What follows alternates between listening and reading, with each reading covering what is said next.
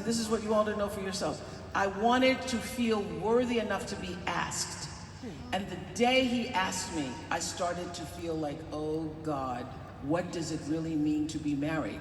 That's when I started to ask the questions about what that really meant. And here, like you, I had all these dreams, like all girls grow up being taught that we're supposed to.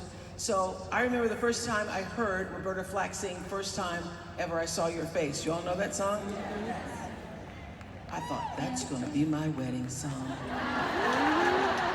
That is going to be my wedding song. And I had this dream, like you, not about what to wear, but that I was going to come in a carriage, there was going to be white horses, there were going to be people literally coming with bells on, dancing on the lawn, and there were going to be trumpets. And so I gave that wedding to a friend. I love that. Including Roberta Flack singing First Time Ever I Saw Your Face. And you know what, as you were talking, yes. Do you know what I did? What? When I was nominated for the Emmy, my Emmy the first time, it had been 30 some odd years since a black woman had been nominated in that category Yes. as lead actress in a Comedy or musical. But I wore a white dress that was a couture Ralph Lauren dress that was made on me and for me.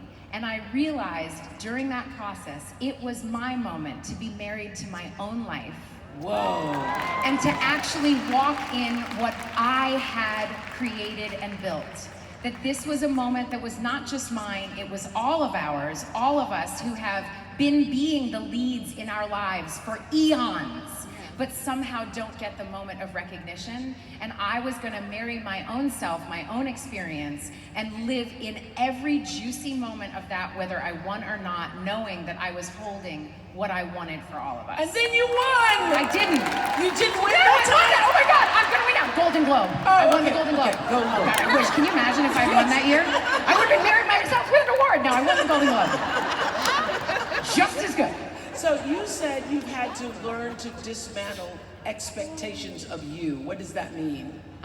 Some of it has been my own personal expectations of myself. There's one of the things I say to myself, like sometimes what I think of myself is none of my business. Not only what other people think of me, but sometimes my own ideas of myself, like just enough. Thank you so much, goodbye. You've had 5 minutes now. You'll need to stop. Or you can do it, but in another room, please. But really, it's been about unpacking these ideas that often I don't even know I've adopted. Ideas about who I think I should be, like, I don't know, I used to think it was my job to be this quiet, demure, gentle woman who would listen and smile. Where did you get that idea from? It's all over the movies, Oprah. I was going to say, you're watching too much Little Women. Yes, yeah. yes. Like, Yes. well, I laugh like this. My hair is big. Yeah. When I smile, my mouth opens wide. I get loud sometimes. Sometimes I'm soft, and sometimes I'm not. And I get angry, and there's all these different pieces of me, and I didn't know where they were supposed to fit. I was trying to become this thing that I thought others expected of me. And the truth is that all those things that I tried to hide about myself, I taught myself how to smile so my top lip would go away. And how is that?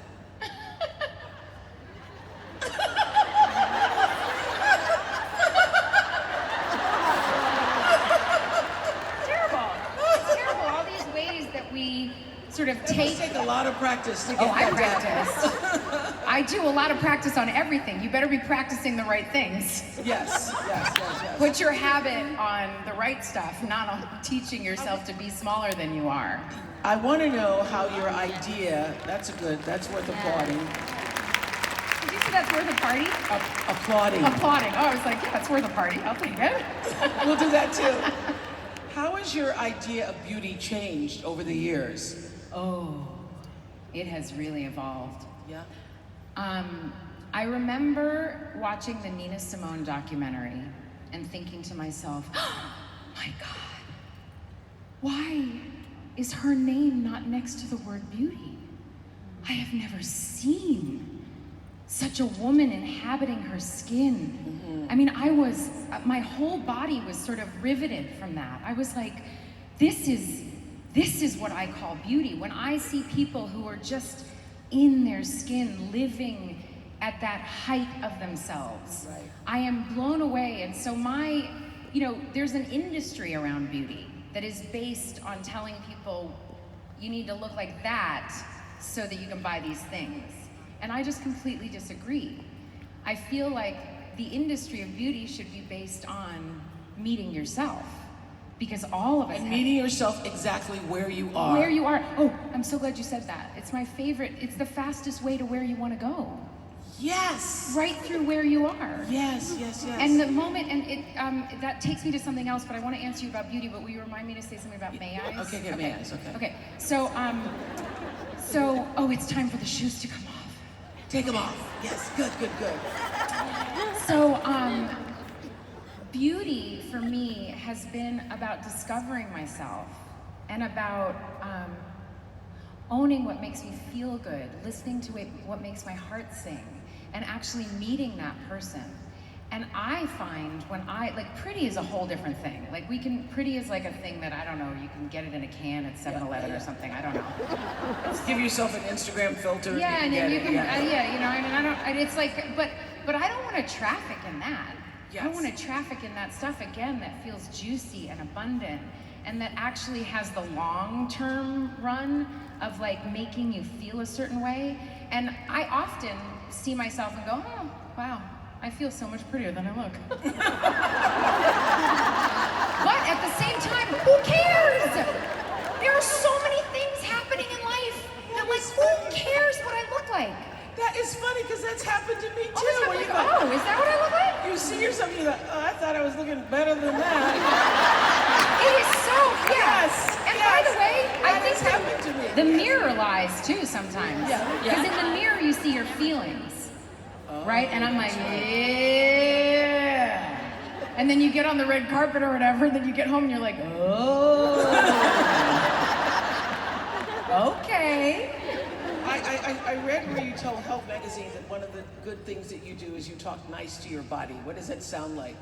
Well, that's in contrast to the other language happening. Yes, yeah. I don't know, I try really hard. Like there's sometimes where I'm like, oh, we're not gonna do that, because I feel like often I'm like squeezing myself everywhere. Like just squeezing it. Yeah. And getting older is fascinating. Isn't it? Yeah, it really is. It's just different, isn't it? It is. And nobody talks about it because everybody wants to be stopped in their Botox tracks. Oh, just stop Yes, it. yeah. You know what I say What? like Botox? I'm like, no. Laugh, wash your face, change your underwear, look at a tree. Come on. You know what I mean? Like, but really, because if we spend so much time thinking about and talking about what we look like, how are we going to do all the other things we need to be doing? It's hard. It's hard. It's hard. And I get it, because you want to feel good. I work out a lot because I like to feel strong. In order to get through a 15-hour day, I got to feel strong. You know, that's why I eat good food when I'm working, because I got to feel strong, otherwise you wilt. How do you refill your bucket? Because listen, every time we see you out on a carpet or out in the world, you come with this vibrancy full of life. I know it cannot be that way all the time. No. So how do you refill, renew? A lot. I have an arsenal of tools, but because of how busy and full my life is, time seems to be the thing, right? There's just never enough of it. So I have learned that, and by the way, it's full with such good things. Yeah. It's like dreaming. It's like a big adventure for you. It's like just yes. a joyful thing, which by the way, in and of itself can be scary. You know, when the dreams happen, sometimes it's like, okay, can I really do this? But in that, I have found that doing my best to stay present is my biggest gift. And staying present for me often means going as slow as the slowest parts of myself, moving slowly from A to B, a really practical one. It's gonna sound crazy, but peeing when I have to pee. All of us do it. We forget, we hold it. It seems really intimate and weird, but like it's one of the ways that I know I'm like present with myself, holding space for myself, and like really taking care of myself. I try to eat really well. Sometimes my mind starts moving as fast as my day and as fast as all the things I need to be doing. So soup is really helpful. I love soup. Soup is a very meditative experience. Because you can't eat it moving around. Nope. You have to sit down. And eat it. And I don't drink my soup. Get a spoon. Get a spoon. That's what I do too. You gotta blow on it. Then you gotta put it in your mouth. Then you gotta swallow it. Because I don't know, but you can chew really fast and not really chew. Yep. But like soup, there's like a whole, and I define meditation as doing what I'm doing while I'm doing it, which is so much Being easier. fully present. Being fully present. Being fully present. So eating soup is really helpful. I love a bath. I often have to wake up for work at 4:30 in the morning, and sometimes I will take a bath at 4:30 in the morning because it doesn't like shock me into my day. It just gently moves me into my day. I have really good tribe of girlfriends and friends around me that are You just weren't on the show for nothing. Yes. that mirror back to me the truth of who I am when I can't see it, that love me when I can't feel like I can't love myself. I'm really close to my siblings. Rhonda and Ross are here. Rhonda and Ross, where are you guys? So I have Rhonda, my older sister, me, then Chudney, my younger sister, then Ross and Evan. I talk to Rhonda a lot and Evan a lot. Chudney and Ross, we don't talk as much, they're not as talkative, but they are heart people, so. Which brings me to this. You were just saying all the incredible things that are happening in your life. Was there a moment or a time where you weren't so sure that you would be able to step into your own shoes? Because I can imagine growing up with the legendary Diana Ross being, drink on that, being your mom. Were there times you felt like you were in the shadow, or did you always feel like you were in the light? I always say, and I don't her. just say it, I mean it, I felt like I grew up in her embrace, not in her shadow, in her love and in her care. My mom is extraordinary. And the Diana Ross people know, like, Diana Ross doesn't hold a candle to my mom. I'll just say that. No. Wow. She's top line mommy. Top line. Top line mommy. May I just say this to you? I've said this to your mother. In all the years I've done interviews, I've only been nervous 3 times in my life. The first was with your mother, and the first is with your mother, because when your mother was on the Ed Sullivan Show with Diana Ross and the Supremes the very first time, it was a legendary moment. And those of you who are old enough to have been colored people and then Negroes, you know that was back in the day when we would call people and say, color people on, color people on, right now, Ed Sullivan, turn on, color people on. And you call everybody, and by the time you finish calling everybody color people on, they'd be off. But the first time I saw her on that show, I felt like that Nikki Giovanni poem where the girl went to Sunday school and heard about Shadrach, Meshach, and Abednego. She says she heard about all of them in the fire, and then she heard of Sheba, who was black and comely, and she said, I want to be like that. And the first time I saw your mother, that planted the seed inside me that something else was possible for my life. That's what your mother did for me. That is what she did for me. And I honestly do not think I would be who I am, where I am, with all that I have learned and gained, had there not been Diana Ross. Had there not been Diana Ross. So, I know she's bigger as a mummy, but for me and the rest of the world, what she meant to us. Okay? And so, to answer your question, first of all, thank you for sharing that. And I don't take that lightly, and I haven't in my life taken that lightly. And as a result, you know, it's interesting being a kid. Like, will I be able to find my own space?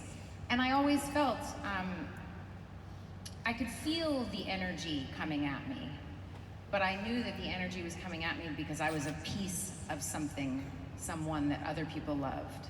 Yeah. And so I wanted to find my own thing so that I was deserving of any attention that came at me, so that it didn't feel like I was a fraud in the light. Mm-hmm. And my journey, you know, and part of the reason my mom is such an extraordinary mom is because she really, all 5 of us are so different, and she's really given us the love, the breadth, the safety to find our own space and journey.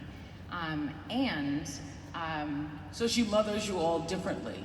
Yeah, but the same. But the same. You can tell we're all from the same mommy. In terms of the way we walk through the world, the way we interact with people. I mean, I don't know if I could sit here and do all that. Let's think.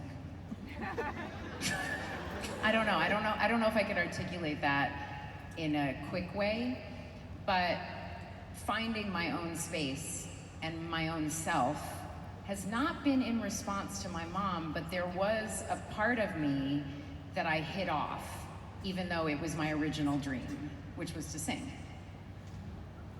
It was? Yeah, so I mean, I've done well as a comedy lady, you know what I mean? And then I started this journey of finding my own voice and realizing that I had a socially active voice and a political voice. And as a woman, just finding my ability to use my voice and to speak up for myself and others.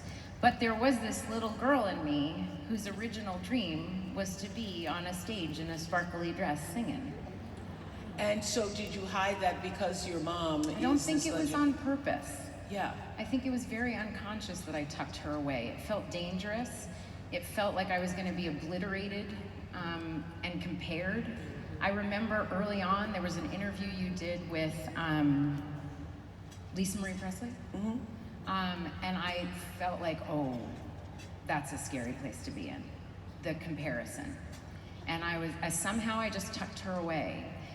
But it's been a dream of mine, and at 47, like this year, two of my biggest fears and dreams have happened. And so I'll backtrack to about, what was 2007, Obama started campaigning. And right before that, because I've said I meditate a lot and I journal and I do all these things, right? So I was sitting under my tree in my backyard. I'm very big with trees. I find them to be some of the wisest of beings on this planet. True. They just really, I learned so much from them. So I'm sitting under it was my tree in my backyard, and I was meditating, and this came out. Pop, pop, pop, pop, pop, pop, pop, pop, I found my voice. Pop, pop, pop, pop, pop, pop, pop, pop, I found my voice. And I was like, okay, I don't know what that means. I went upstairs, and an hour later they called to ask me to campaign for Obama. And I started this journey of living a space louder than my own experience, using my voice for more than just myself. Then about 8-9 months ago, a year ago, I guess it is now, a movie came along to sing. And you said yes. Yeah, I said yes. It's hard. Can you tell how hard it is for me to talk about this? I'm sweating right now, first of all, and I feel so inarticulate. No. And you said yes, even though you were scared. Even though I was terrified, even though I'd never sang publicly, even though no one had ever heard me sing, even though every time, this makes me cry, every time there was a moment to sing with other people, I would make it funny, because that way people wouldn't listen with the "You're Diana Ross's kid" ear. Right? So another way I hid myself, and it was as if I was walking around with not all of me, because there was a part of me that I wanted to shine, that I wanted to live, that wasn't. So it was like there's an arm tied behind my back. So I did this movie, and I play a singing star, and I had to record 7 songs. Whoa. And it comes out in May. This May. And it's called The High Note. Oh my. And during the process, it was strange. I don't seem to get scared while I'm in the process, I get scared after. That people are gonna hear it. Just in general, like I do scary things and I'm like, just go, jump off the cliff, go, go, go. And then I get to the other side, I'm like, what did I just do? That was terrifying. That person, okay. And so there were moments during the movie I wasn't frightened. But what I was doing was stepping into all of me. I was taking my most terrified like little girl and bringing her forward and saying, sweetheart, you can do this. Tracy is allowing us to see a glimpse of her singing, okay? Here we go. No one's seen this. The movie comes out in May. There are things in life that I should have said that I couldn't say.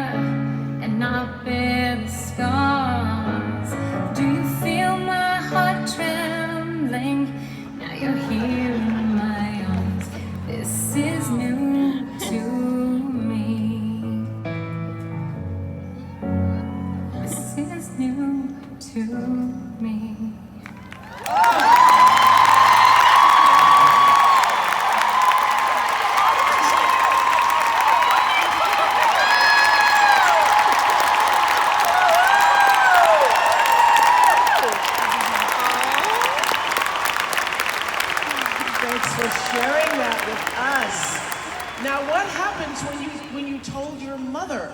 Okay, so it was, okay, now I will cry. This was one of the most beautiful moments of my life, I think. So, I don't know if you guys know this, but listening to music in your car is the best place to listen to your music. So I was like, Mom, I'm ready. She's like, you're ready for what? I'm like, I'm ready for you to hear it. Okay. I was like, I'm gonna pick you up. So I picked her up and we sat in her driveway in my car. She came out of the house, she came out of the garage, got in my car, closed the windows, and I was like, okay, here it is, Mom. Here's me.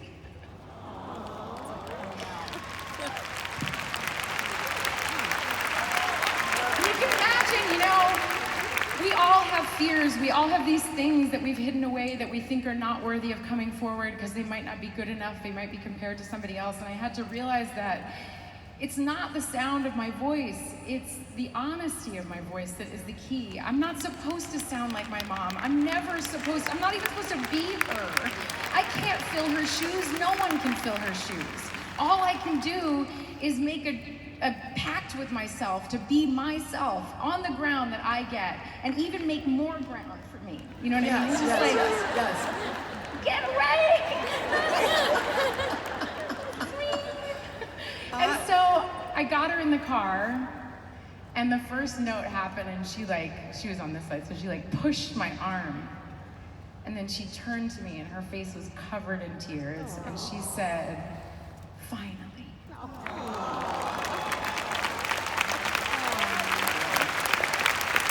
That's a good life moment.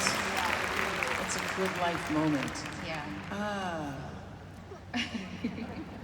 That leaves me speechless. That's really a good life moment. I can just see that. That's incredible. You told me to remind you to say may I. May I. Thank you. What does Okay, that mean? so what were we talking about at the time? But it made sense then. Well, I can do it now. So a lot of people use the affirmations I am. Yes.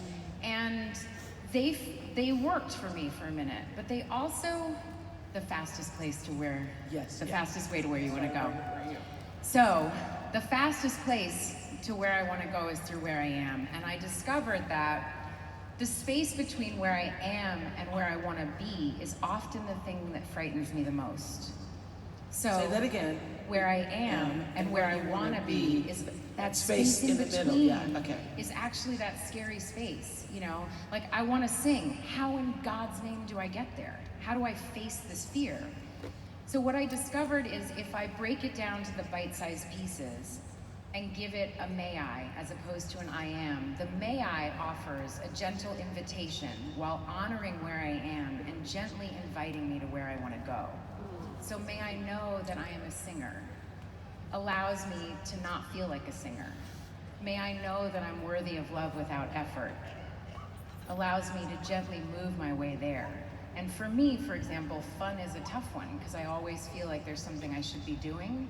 So may I know that I can experience fun. And then it allows me to break those pieces down even smaller. Like, may I do things that feel lighthearted? May I do things that make me smile, as opposed to this big, scary thing that's over here. Yes, and I like that because it's gentler. Yeah. Because, oftentimes you're doing an affirmation, I am beautiful. Yeah, and then you're like, I don't feel beautiful. And then you're looking back at yourself going, you can say that all day long. Yeah, and our words are so important. Yes. The way we use them. And one of my biggest, most regular prayers is gentle, gentle. And I gotta say it twice. Because just once, sometimes I don't hear it. Gentle, gentle, Tracy. Give yourself 1,000 breaks, and then give yourself 1,000 more. And have you reached that point that I was speaking of earlier and that Lady Gaga shared with us in Fort Lauderdale of radical acceptance?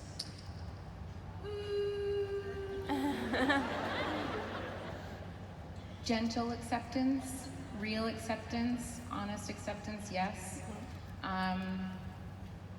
I feel like for me, the journey is mostly about wholeness and making space for all of the many mixed bag of feelings. I think that's so important too, Tracy, because so many people are striving for, particularly women, perfection, perfection, perfection.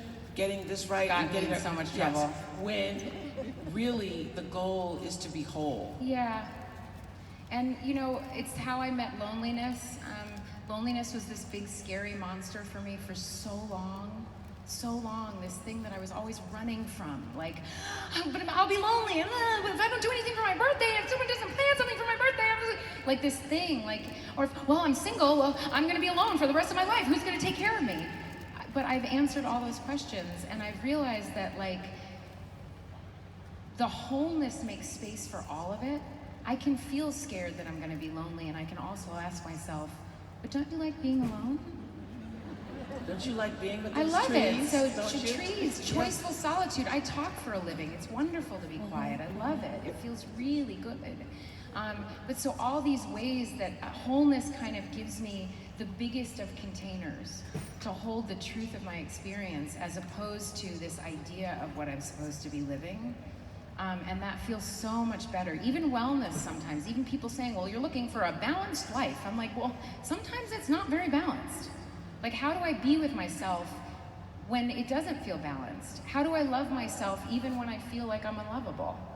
What are those steps that I take? What are the like daily actions that I can take? And I feel like that is one of the benefits, the beauties of being single. Like, I have time to ponder these things, and I get to be choiceful about who I spend my time with and how I spend my time, because there's no given. There's no like, I gotta go do this. And when my dog passed away, like, I haven't been ready to find a new partner. That little love of my life. Yeah. But you know, I don't have to wake up and walk her. I don't have, so it's me. So I get to be choiceful about the day I'm living and how I'm doing all that. Well, I know you had a 20-year dream to create a company that fully represented our individual beauty. And let me tell you, I got the pattern in my dressing room and I was using it. Yes, absolutely. Tell us about that dream. So, that comes out of acceptance too, does yes, it it not? does. The truth is, I tell the story through all aspects, the same story through all aspects of my life.